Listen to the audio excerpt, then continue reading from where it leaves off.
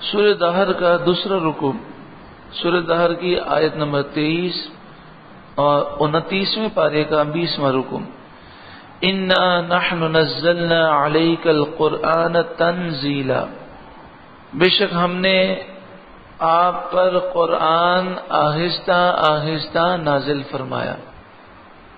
قرآن مجید فرقان حمید آہستہ آہستہ اس انداز میں نازل کیا گیا جس طرح بچے کو اسکول میں، کالج میں، یونیورسٹی میں، مدرسے میں، دارالعلوم میں جب کوئی علم سکھایا جاتا ہے تو بتدریج سکھایا جاتا ہے۔ پھر بچہ پہلے دن اسکول جاتا ہے تو اسے ابتدائی باتیں سکھائی جاتی ہیں، تو وہ پڑھتے پڑھتے پڑھتے پڑھتے 14-15 سال کے اندر کہاں سے کہاں پہنچ جاتا ہے۔ تو قرآن مجید فرقان حمید کی آیات بتدریج نازل ہوئی، اور انداز کیا تھا؟ 1 آیت، 2 آیت، 3 آیتیں نازل ہوئیں۔ رسول اللہ صلی اللہ علیہ وآلہ وسلم نے وہ آیتیں بیان فرمائیں اور ان کا مفہوم سمجھا دیا۔ صحابہ کرام علیہم رضوان نے ان کو یاد کر لیا، وہ مفہوم ازبر کر لیا اور انہوں نے آگے پہنچا دیا۔ پھر اس کے بعد مزید آیات نازل ہوتی ہیں۔ فاصبر لحکم ربک، تو اے محبوب اپنے رب کے حکم پر صبر کرتے رہیں۔ ولا تطع منہم آثما او کفورا، کسی گناہگار ناشکرے کی بات آپ نہ سنیں، ان کی کسی بات پر آپ توجہ نہ دیں۔ آثمن گناہگار، کفورا مانے ناشکرا۔ واذکر اسم ربک، اے محبوب آپ اپنے رب کے نام کا ذکر کریں، اپنے رب کا نام یاد کریں۔ بکرتن، صبح صبح، واسیلن، اور شام کو، ومن اللیل، اور رات کے کچھ حصے میں۔ فاسجد لہ، اے محبوب آپ اپنے رب کی بارگاہ میں سجدہ کیجئے۔ وسبحہ لیلا طویلا، اور بڑی رات تک اس کی پاکی بیان کیجئے۔ اس میں مطلقاً جو رب کی بارگاہ میں حمد و ثنا پیش کرنے کا ذکر بھی ہے اور نمازوں کا ذکر بھی ہے، فجر، ظہر، عصر، مغرب، عشاء۔ اس میں سے 2 نمازیں مغرب اور عشاء رات میں پڑھی جاتی ہیں۔ فجر جو ہے وہ بکرا کے وقت یعنی صبح سویرے پڑھی جاتی ہے، اور ظہر اور عصر جو ہے وہ دن کے اندر پڑھی جاتی ہے یعنی دن کے باقی حصے میں۔ یہ دنیا کے لوگ جو اسلام پر اعتراض کرتے ہیں، آپ کی شان اور آپ کی رفت کو سمجھتے نہیں ہیں، یہ وہ لوگ ہیں کہ جنہوں نے در حقیقت کو سمجھا کہ نہیں ہے۔ ان ہؤلاء، بے شک یہ سارے لوگ، یحبون العاجلہ، عاجلہ کو پیار کرتے ہیں۔ العاجلہ کا مطلب دنیا، جو پاؤں تلے روندے جانے والی چیز ہے جس کی کوئی حیثیت نہیں۔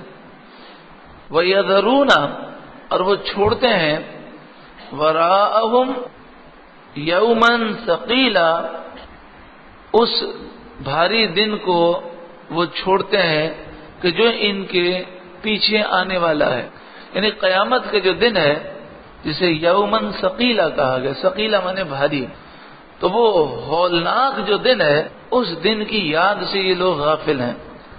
جب سوچ کا اتنا بڑا فرق ہو تو گفتگو کا بھی فرق ہوگا۔ ہیروئن جی اور چرسی ہو اگر بیٹھا ہوا ہوگا، آپ اس کے پاس بیٹھیں گے تو اس کی باتیں اور دوسری ہی دنیا کی باتیں ہوں گی، وہ آپ کی باتوں سے کوئی میچ نہیں کرتا ہوگا۔ تو یہ جتنے کافر ہیں، یہودی ہیں، عیسائی ہیں، مشرک ہیں، یہ تو ہیروئنجیوں اور جو چرسیوں سے بدتر ہیں۔ اگر ہیروئن جی مومن ہے، مسلمان ہے، اور ہیروئن پیتے پیتے مر جائے اور خاتمہ اس کا ایمان پر ہو تو کبھی نہ کبھی وہ جنت میں تو ضرور جائے گا۔ ہو سکتا ہے رب کرم فرما دے اور بلا حساب و کتاب وہ ڈال دے، وہ تو ہر چاہت پر قادر ہے۔ لیکن جو کافر ہیں، یہودی ہیں، عیسائی ہیں، جن کا خاتمہ کفر پر ہوا، وہ تو ان سے بھی بدتر ہیں کہ ہمیشہ ہمیشہ انہیں جہنم میں رہنا ہوگا۔ تو لہذا آدمی کسی سے گفتگو کرے تو اس کی سوچ کو ضرور دیکھ لے۔ اگر آپ کسی بھی آدمی کی گفتگو سے پریشان ہوتے ہیں تو اگر آپ کو معلوم ہو کہ سوچ ہی ایسی ہے تو پریشان ہونے والی کوئی بات نہیں ہے. جو عاشق رسول ہوگا اس کے سامنے آپ عشق و محبت کی باتیں کریں گے تو اسے بڑی خوشی ہوگی. لیکن جو بدبخت حضور کی محبت سے دور ہے اس کے سامنے عشق و محبت کی باتوں سے اسے خوشی نہیں ہوگی، پریشانی ہوگی، بلکہ وہ الٹا بک بک شروع کر دے گا. اس کی مثال تو ایسے ہی ہے کہ کوئی شخص، مطلب سمجھانے کے لیے ایک مثال دی جا سکتی ہے. کوئی شخص کہے کہ میں نے یہ سافٹ ویئر ڈیزائن کیا ہے.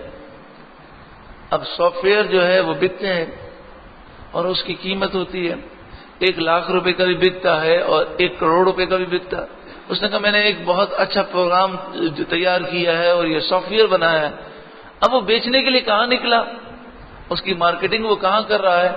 لوہار کی دکانوں پر گدا گاڑی چلانے والوں کے پاس جا رہا ہے، بجری بھرنے والوں کے پاس جا رہا ہے، جناب میں نے یہ سافٹ ویئر بنایا.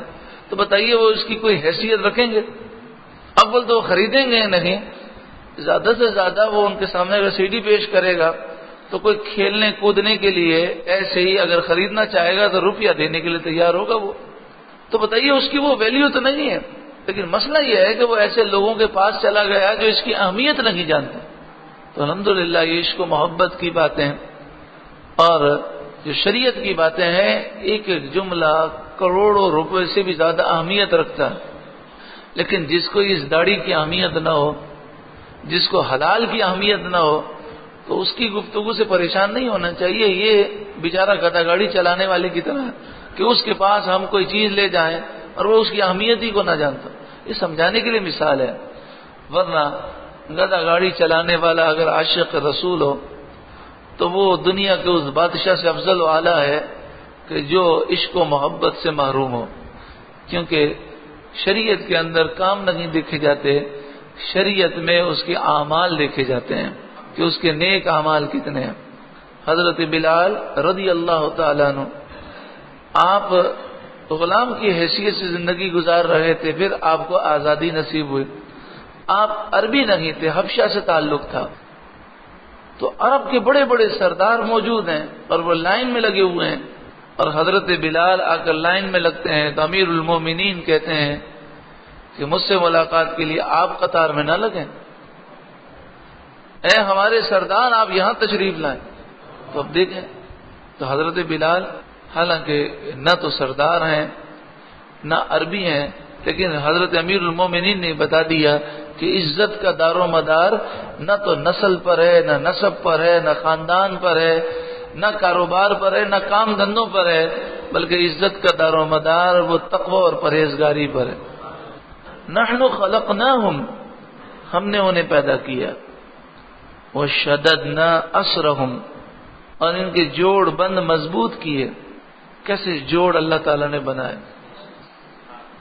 اگر دنیا کے اندر اگر کہیں بھی کسی چیز میں جوڑ ہے تو اسے نرم رکھنے کے لیے بار بار اس پر ایسے کیمیکل ڈالے جاتے ہیں کہ اس کے اندر لچک نہ پیدا ہو، اس میں آواز پیدا نہ ہو.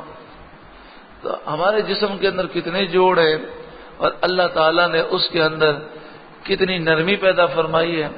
کبھی کبھی ذرا سی تکلیف ہو جائے اور گھٹنے کے اندر جو 2 جوڑوں کے درمیان حرکت کے لیے اللہ تعالیٰ نے جو نرم نرم مادہ پیدا کیا، وہ مادے میں کوئی کمی ہو جائے اور گھٹنے کی ہڈی ٹکرانے لگے، اگر وہ ٹکرانے لگے تو چیخ نکل جاتی ہے، انسان چلنے پھرنے کے قابل نہیں رہتا.